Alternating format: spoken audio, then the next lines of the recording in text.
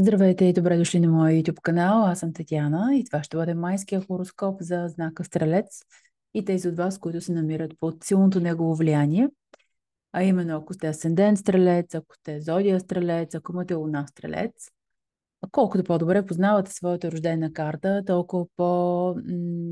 толкова повече може да вземете от подобни общи хороскопи.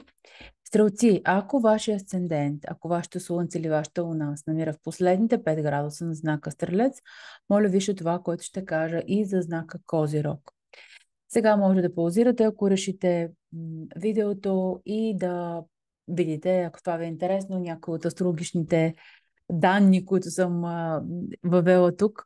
Може да видите транзита на планетите, някои съвпади, ингреси.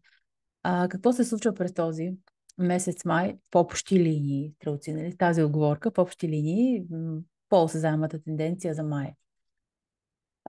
Какво да започнем? Хайде да започнем с нещо друго за вас, а именно, за разлика от другите знаци, а именно енергията в знака Телец и новолунието, което ще бъде там на 8 май.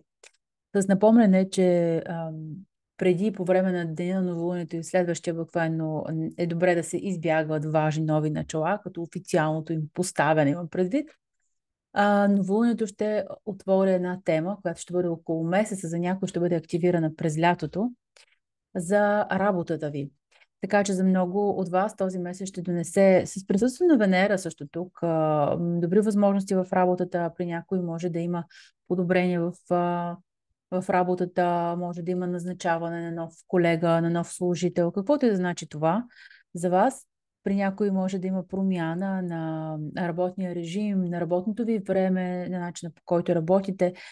Може вие да го промените, ако можете това, може за вас да го променят, зависи вече кой как, къде работи. И това е един много важен аспект на този месец. Също така, естествено, и грижа за здравето. Новолунието отваря тази тема, но присъствието на Венера и Слънцето също. Слънцето, естествено, но особено присъствието на Венера е окей там и много от вас стрелци могат да подобрят своето здраве. Ще има такава възможност. Естествено се погрижите за него, да отидете на лекар, да се вземете с нещо подобно. Някои от вас могат да се вземат нов домашен любимец. С това новолуние, не знам дали ще успея да говоря отделно за него, но тук е вашето ново начало и в голяма степен благословите на този месец май. Тъй като в хубави аспекти, също с Сатурн, това облегчава малко позицията на Сатурн във вашия четвърти дом на дома, на душата, малко сложничко там. Но, стрелци, може да успеете да уредите добре различни домашни въпроси. Също така може да бъде и месец за много от вас, които да бъдат по-ударени на работата си, на рутината си, на дома си, на семейството, на децата, определено любовта. И като цяло, макар че много неща казах за работата, струва ми се, че един от по-основните теми и по-важният фокус сега е повече личния живот и непосредствената ви работа, начина по който работите. Нов работен проект може да ви възложат също на доста от вас. Но с една такава скромност, не казвам, спокойно, има и весело, но една скромност, рутина този месец и това ще бъде едно от най-големите ви благословии, между другото, през този месец. Може много да си ви хареса даже. Особено първата половина на месеца. През целия месец, обаче, през първата половина още повече, а, имате силен акцент върху петия дом. Защото Марс е тук. Заради Марс и естествено има активация на затъмнението от 8 април, така че по някое време не се очудвате, ако темата на затъмнението дойде при вас, като тема, като сбъдване, като активация изобщо. Затъмнението, което говорихме в знака на тропическия овен. Първата половина на месеца също и директния Меркурий ще бъде в пети дом, наред с всичко, което говорих и тази грижа също, което полагате, може да бъде по отношение на работата, на дисциплината, по отношение на ваши неща, обучение, което започвате. Много фокус ще имате върху обучение, което вие искате да преминавате, обучение, което вие искате да направите, нещо, което ви привлича като знания, които искате да освоите. Също много от вас ще бъдат ударени на творчество, на собствен бизнес, на някаква заетост. Изключително много. Също естествено акцент е и върху любовта, любовна връзка, вашите чувства. Тук е много силен акцент. Затъмненията поставят много хора с асцендент Стрелец в една ситуация, особено асцендент, в която те са изключително концентрирани върху личния си живот и през много голямо време от миналата и тази година те ще търсят любовта, ще имат по много активен начин, много силен фокус ще имат върху това, което те чувстват, собствените си чувства и понякога даже може да попреувеличат в това отношение някои стрелци. Тук вече е много лично. Също така ще имате и много повече, като че ли във втората половина на месеца, обаче ще имате и по-добри дни също и за веселие, особено около пълнолунието, което е в Стрелец. Пък и до към края на май, мога да кажа, преминават вече планетите във вашия седми дом, лека по лека Юпитер там и Венера, вече доста по-силна в последните дни на май, отколкото в другата част на май. Така че овни може да се повеселите, да се забавлявате, време за повече хобита, удоволствие, спорт, активност, дейност, по малко по... Не, че другия начин не е положителен, но малко по-забавен начин. Пълнолунието около 23 май ще доведе фокуса върху вас и партньорствата, хората, с които сте обвързани в любовен, брачен и във всякакъв смисъл. Пълнолунието, което е в вашия знак, особено ако имате по-ранен асцендент Стрелец или планети по-в началото на Стрелеца, тъй като самото то ще бъде тук в началото на Стрелец. То ще ви накара да изразите себе си. Има такава една енергия на аз съм това, искам да кажа, искам да ме видиш, искам да ме видят. Така че за много от вас това ще бъде много експресивно пълнолуние.